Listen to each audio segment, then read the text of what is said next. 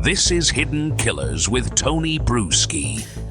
If you thought the Kohberger case was going to slow down and before the trial, you're completely wrong because it's getting messier and messier. This week, we're diving into DNA under the fingernails, the defense's latest legal maneuvers, and an argument that Kohberger's autism should keep him off death row, and a 911 call, and the text between the surviving roommates. A lot is dropping, and there's likely to be a lot more now that the judge has said, we got to unseal a lot of this stuff.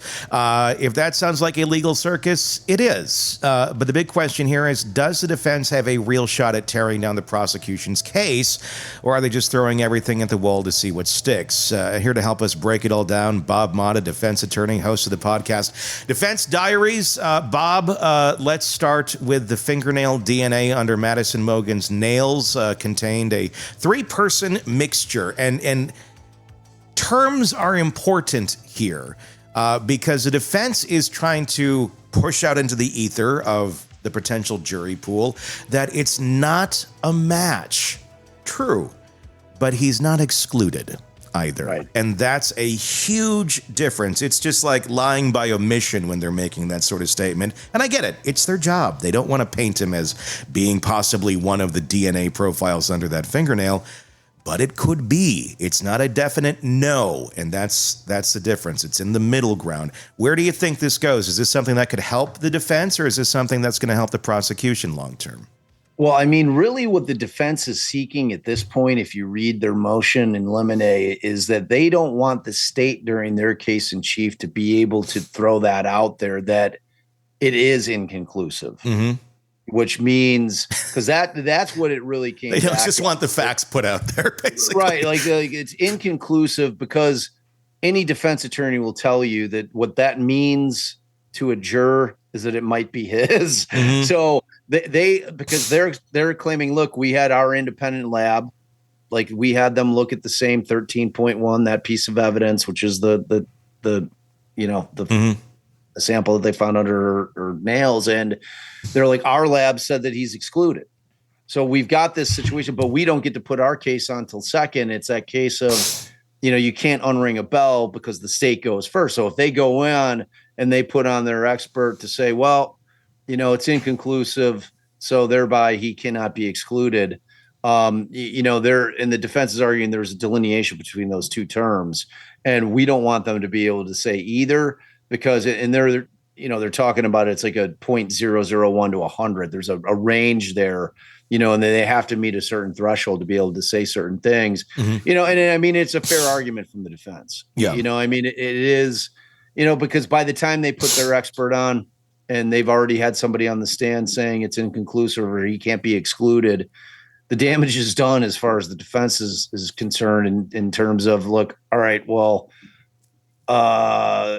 maybe it's his, and then when you compound it with the fact, like, to me, the defense is doing everything that they need to do, right? Sure. In a case like this, there was, like I was telling you before we came on, there was a litany of motions in limine. There's all kinds of stuff that they're filing for, and that's what motions in limine are. Mm-hmm. Motions in limine are typically filed right before trial or right in the beginning of trial about things that they don't think that should be said mm-hmm. or presented at trial. And most of the times it's things that they don't want them to be able to say. Mm-hmm. Like there was a motion out there that they don't want, when they're used, they don't want them to use, they being the state, to use the word murder, mm-hmm. murderer, or that murder weapon. Or psychopath or sociopath. In relation to Kohberger. Yeah. That, they could say that the girls were, that these were homicide, like, because it does, he's the guy sitting at the table. Yeah. When they keep saying they don't want him to say, because we see it in every case. Yeah. Where the prosecutor's like, and that is your murderer, pointing at. Yeah. It's like, so point being, they're filing everything they can to try to mitigate as much as they can in terms of what's going to come in terms of trying to get this guy a fair trial. None of this does anything to what I feel is obviously the most powerful piece of evidence, which is obviously the sheath. Mm-hmm. Like the only thing that is going to save them on that is if, in fact, we got a profile, but it's a really, really shitty profile, meaning like we've got a match on like 4 loci. Yeah. Like it's like the profile they developed is so bad that CODIS wouldn't even be able to put it in their database because they have a threshold in terms of how many loci have to match before they're willing to put it into the database. It's got to be. And so like we don't know that information yet. That will come out at trial. So if it turns out to be a very powerful profile where they've got direct matches on all the loci that they need, it's incredibly powerful evidence. I know people like to sit there and say, "Oh, well, gee, the transferred DNA is really easily transferred." Well, that's true. But in terms of the sheath being found under one of the victims with his DNA, and it's a single profile on the snap. Yeah, where you would unbutton it with your thumb like that, and it takes some force. Or press it down. Either way, when he put the knife in, either way. It takes some force, which is why you're going to have a really good a good transfer there on something like that. Right. Is this something? I mean, I don't know. I mean, you have one side that says, "Look, he can't be eliminated." The other is saying, "Our expert says he can be." How does that read to a jury? And is it even a good idea to even allow this into trial for either side?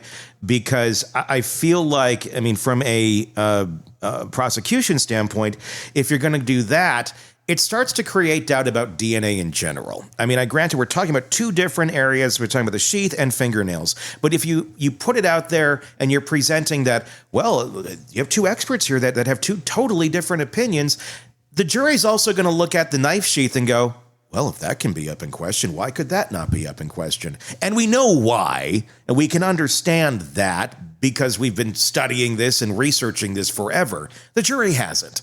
So I feel like this is why the words matter so much right now about what is going in and what's not going to be going into this trial. Yeah, and it's a great question, and it's a tough question for Hippler to have to respond to in terms of what he's going to allow. But I mean, it kind of is what it is with the evidence. It's all, again, it's a matter of they're going to be able to get the evidence in. He's not going to bar the evidence from coming in that there were three profiles.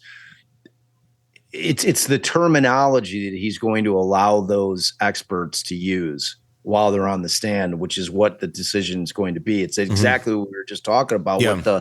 Am I going to allow them to say inconclusive because inconclusive means not excluded in the minds of the jurors? Yeah. Like that's entirely what Ann Taylor's argument is. She's like in that, and again, like the fact that the state goes first, it's very powerful because what it leaves you in your mind is exactly what you said in the beginning. It's like, well, I mean, they're not saying it's him, but they're not saying it's not. Yeah. You know what I'm saying? So it's powerful. It's powerful, even though it's not flat out saying, yeah, it's definitely his DNA under her nails. You know what I mean? Yeah. So it's going to be interesting to see how the judge kind of reconciles that. I have a feeling that just, well, you know what? You've got your expert. You're going to be able to put your expert on. And it goes to the weight, not admissibility of the word or the term they're going to use. Like I'm not going to limit them because it's accurate. It is inconclusive. Yeah, right. So I think that he'll probably say that, that's why you have your expert. Your expert can get up there and your expert's going to say, look, this is the testing. We're going to show our work. This is the data. This is how we're proving to you. If the defense was smart, they would have hired my DNA guy, Carl Reich. That guy explains DNA to people like they're 5 years old, and it's amazing. Yeah, because then you actually understand it, and that's what's going to be needed. Yeah, for real, because it goes exactly what you were saying. It's like if there's kind of from the state's perspective, if there's this battle over like, okay, well, like, can one side or the other be definitive about what this actually means? Does that erode the trust in DNA evidence altogether? And I think it's a strong argument because it might. It shouldn't, but it might, because it's just about understanding and about what people are going to be able to absorb and take out of that trial with the information that they're given.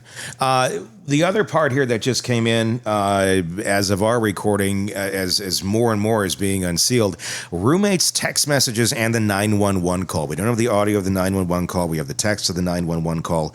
I'll be breaking all of that down in a longer piece, but let's talk about the text messages between the roommates that night, because that's quite interesting to see what exactly was going on. These are direct messages. I'm just going to use the initials on here. And I'm just going to go through this short little script of what was released. DM to BF, no one is answering. DM to BF, I'm really confused, RN.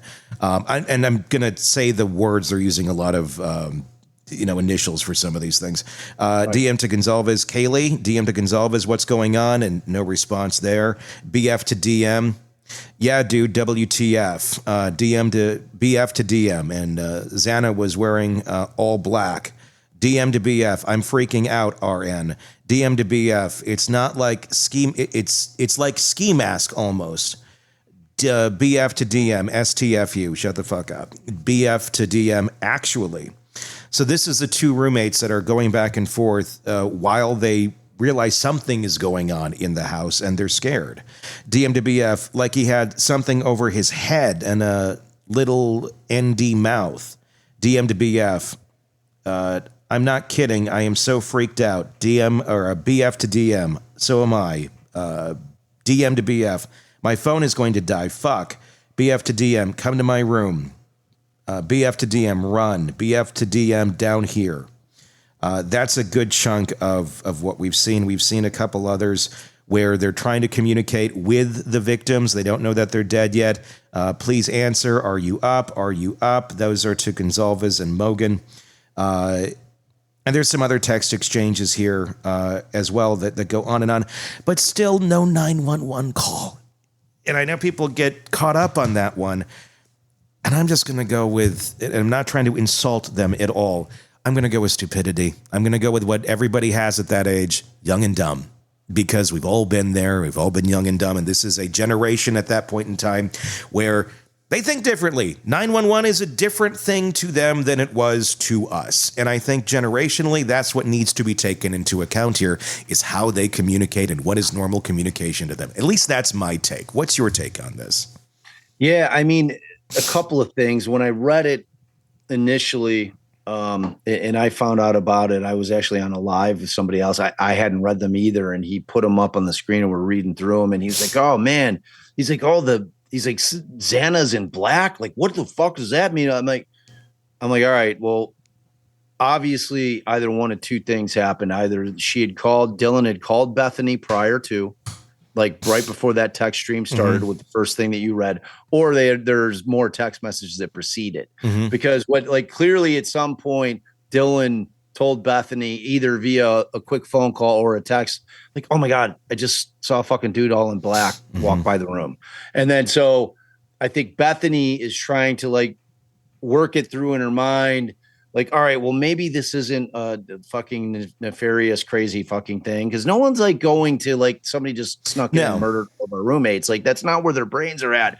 However, they're freaked out, and then like, I think while she's trying to work it through, she's like, oh, well, Xana had all black on tonight. Like, is it like maybe that was just her walking, that kind of thing, to try to like calm it down between the two of them, So, I mean, but when you look back at the probable cause affidavit and you saw this thing that I just could not get over was the whole frozen shock phase thing that I think a cop wrote in there. I had said it then and I'll continue to say it now. I don't think Dylan ever said those words that I was in frozen shock phase, because I think they knew at that point in time that there is going to be a problem in this case in terms of the crime scene and the fact that the girls knew at that point. Now we know that they had the wherewithal. Nobody was in a frozen shock phase. Yeah. They certainly had the wherewithal. And it's not just one of them, because the question of whether or not Bethany is awake, we now know she was, and that they were communicating and that they tried to get a hold of their roommates and they weren't answering and they're scared. And if you're going to come to my room, run. Yeah. It's like the concept, and I hear what you're saying because I've got college age kids and like, it ain't what it used to be with the whole 911 thing. It's just that is facts, but when you're in that circumstance, it also leads you to another possibility that it is a party house. Yeah. And they've had the cops over there on multiple occasions for various noise violations and other things. Yeah. And like, they're not, if they're worried about somebody has a sack of, say, Molly or MDMA or ecstasy pills or anything that's illegal, that a party house in a college town is more likely than not going to have some in, and it's no indictment on anybody. Yeah. I mean, kids at college party, and you're not going to instantly think, oh, I'm going to call the police and invite them into our house so they can start looking around. Yeah, that's a good point. Dude, that's like a distinct, it's really the thing that makes the most sense to me, because then when the later texts that you're reading are in the morning. So at some point they fall asleep after trying to get a hold of everybody in there. I can imagine them huddled in their bed. They pass out finally. And again, this is after a night, Friday night partying. Yeah. Or Saturday night. I can't remember if it was a Friday or Saturday. I can't remember if it might have been in the week. I don't know what day it fell. Whatever the case was, they had all been out that night somewhere in different places. Somewhere at a party, someone to bars. Again, it's college. I think it was a Friday because I think there was a Vandals game either that day or it was either that night or the next day. I can't remember. I don't have it. If I knew exactly, I'd tell you. That part doesn't really matter. But the fact is that you've got the girls huddled down there. They pass out and they don't wake up until 10:30, 10:32. It's like the first text she sends out, texting to her roommates, "Are you good? Are you okay? Are you awake yet?" Yeah. And then we know that obviously they start reaching out to other people, because when you look at those texts and that J, that's going to be the frat boy that comes over. And when you see that little text, when you read it again, you'll see that he texts back. He's like, bro. So that's the moment in time when he discovers Xana. And like, you have this whole thing where, like, again, I'm trying to work this through in my brain in terms of how anybody would just think she was unconscious when we know the amount of blood that was involved with this. Like, nobody's thinking that. You know what I mean? Unless maybe she wasn't as brutally killed as the other people, and maybe it was true. I mean, I'm gonna guess these kids have not been around many dead bodies. Hopefully, it's probably, I would imagine, zero. Yeah. So I mean, even if it is pretty brutal, you still may be like, oh my God, can I help? You don't know if you've never been in that situation, and they're kids. They're kids, and they're in a situation that no one on the planet would ever envision themselves being in that moment in time. Like I would never presume to cast any kind of shade about how anybody would react in that situation, because I have no idea, because I've been fortunate enough never having been in that situation. Yeah. And but the one thing that we know is that there were a lot of people in that house before law enforcement got there. Yes. And that's like, that is the entire point why it matters that law enforcement would have been called as soon as they were fucking freaked out, is because then that doesn't happen. The scene is going to be preserved immaculately. Now where you have a situation where, believe me when I tell you, Tony, the defense is going to use that to their advantage to pick apart this crime scene is completely being contaminated to where you can't trust anything that they've found, because there were people walking around in there that shouldn't have been in there, that were touching things, that were moving things. And it's going to beg the question for these kids, who I feel so terrible for, because they're going through it. Imagine the PTSD they must have. God, yeah. Like all the things that are going through, like every kid that walked in that house after the fact and had to see what they saw. And then, it'll be something that'll be with them vividly in their minds for the rest of their lives. It'll be a moment in time that they'll never forget, and not in a good way. Yeah. It's going to be a tragedy that's just etched in their minds forever. It'll change kind of the fabric of who they are, like moving forward in life. It's like that profound. And so, all of that being said, when these kids get on the stand and the defense starts grilling them about what they did in there. Why were you in there for so long? What were you doing? When poor Dylan gets on the stand and Bethany gets on the stand and Ann Taylor is grilling them, why didn't you call 911? And you know what I'm saying? And it's like, I don't know that that's going to go Ann Taylor's way very well. Like, she's going to have to be very careful on how she approaches that. She will. Yeah. Like, she's not going to go at him like in anger. Yeah, She'll go at him like, you have to make us understand, because you understand that what happened when you didn't call 911 is that a lot of people that should never have been in this crime scene that would have really helped solve this crime arrived there with a crime scene that had been tampered with, not even intentional. Mm-hmm. Like you guys, like you didn't know, like maybe, you would think common sense in this day and age that everybody be like, don't fucking touch anything, dude, because otherwise they're gonna think you did it. But, you know what I mean? Yeah, but then again, you got to go back to, okay, we know 18, 19, 20-year-olds because we have kids and such, and common sense isn't necessarily a strong point for a lot of them at that age. Some have great amounts of it, but if you just look at them as a whole, it's kind of a crapshoot as to who's going to have much of it. Again, everybody's there. Everybody's young and dumb at some point in their life. It is what it is. It's not to 100%. Denigrate them at all. I'm not saying dumb like you're stupid. It's just experience-wise. You don't have it. You don't have the reps. And that there's strength in numbers when you have that many kids that are all kind of like, oh my God, oh, what the fuck? Oh my, all freaking out. Yeah. It would have been, you have to imagine a bunch of like 18, 19-year-olds all coming upon this scene and just all like kind of losing their minds collectively. Yeah.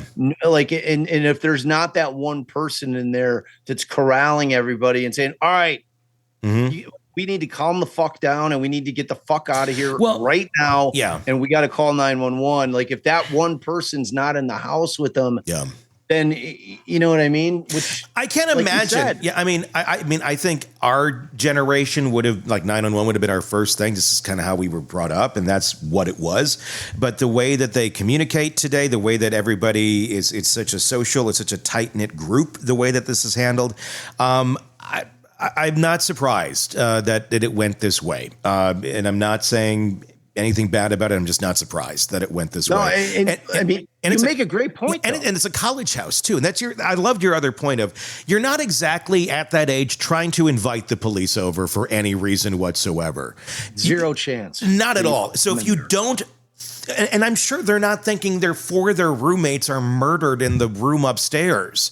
Not a chance. Not even going, they're just thinking, something's going on. Maybe there's a shitty person here or whatever. But I'm not going to call the cops because they're going to find something here that's illegal. And it's not worth it because it's not in their mind that there's 4 friends that are dead upstairs. Not even for a second. Yeah. Like I never thought, like, depending on how long Dylan watches this guy, if she watches to the point where he walks out of the slider, at that point, she's like, all right, well, the fucking guy's gone. Gone. Yep. You know what I mean? And she's not like, and she's thinking, like, when they're not responding, that her roommates are sleeping. Yeah. You know, I mean, it's not going to enter your mind at that point in time, at that college, in that state, that somebody has just come in and massacred all of your roommates. Yeah. But for one. And college roommates, and college roommates are college roommates. They're not mom and dad, where mom and dad would be, let me make sure you're tucked in and safe. As parents, we're looking at it from that perspective of like, well, of course I'm going to go make sure they're okay. The roommates aren't. If they're drunk or drinking, and I'm sure it's a fairly common occurrence where these kids go back to their room and just pass out and nobody hears from them for a while. That's college life. That's how that works. That's pretty normal. And then to sleep until 10, if you've been out drinking and you think the problem is done and gone, you wouldn't realize. You wouldn't think to call 911 unless you walked out there. And if you're already kind of afraid, you're going to bed, you think the guy's gone, game over. Or you're running to your roommate's room and you're fucking huddling up in bed and then locking the door and be like, fuck that, let's, Yeah. But I love your take on that, though, because it's so true. If you look back when we were young, when we didn't have the ability to be able to communicate instantaneously with a large group of people via text messages, where our only option in that type of situation would typically be to pick up the phone and call 911 because there is no there's no other for you where you can hit your people up and be like, what the fuck, you know what I mean? It's like, it's such a big point, and it's so true. And that's the difference. It's a different time. It's a different, and it is how they communicate. It is what it is. And once you can understand that, it makes a lot more sense about those reactions. I'm very curious as to what else is going to be coming out here now that we've seen these. The digital footprint. I want to see his Google searches. I want to see what the hell he bought when that shit comes out. If there's a knife on that Amazon list, which we've heard from some folks with fairly reliable sources, we're not confirming it, but we've heard rumblings that there is on a list. I don't know. We got to wait till see when that happens, but I think it's game over if that's on his shopping list. It's definitely game over. If you've got him buying the K-bar from wherever. Yeah. And you've got the K-bar sheath. I told you, like right after the minute I saw that it was K-bar, I went online. I found the exact same sheath, complete with the Marine seal on the fucking sheath. I found the knife, came as a package deal right from K-bar, or you could get it on Amazon, wherever. It was like available all kinds of places. I mean, it begs the question: could this guy have been that fucking stupid or that bold to think that he wasn't going to get caught? I think it's probably the latter. I think it's like both. They're never going to get to me to the point where I need to worry about a knife that I bought 8 months prior in preparation for this. It's ego. You know what I mean? Yeah, it's a lot of ego there, I think. And I think it's a little combination of both, quite honestly. It's inexperience and it's ego. And that's where you get and then add in the autism, add in the different way of thinking about things, the different way of how you process information. The snow vision thing is a real thing, dude. Yeah, I mean, all that stuff. If you dig into his writings about how he was feeling, yeah, like, look, there is a presumption of innocence here. Sure. You and I are both huge on that. Yeah. I think both of us, and I got challenged on it last night. They're like, "Oh, you're a defense attorney." I'm like, "He's presumed innocent." Yeah. I just have I have a very good feeling that they got the right person on this one. Of course, that's got to be vetted at trial. Yeah. But on this one, much like Rex Heuermann, I feel very secure that law enforcement got the right person. Like there's just too many coincidences in this particular circumstance for him not to be the guy, in my estimation. The latest true crime stories, expert breakdowns, and shocking twists, all in one place. Press subscribe now to the Hidden Killers podcast and True Crime Today.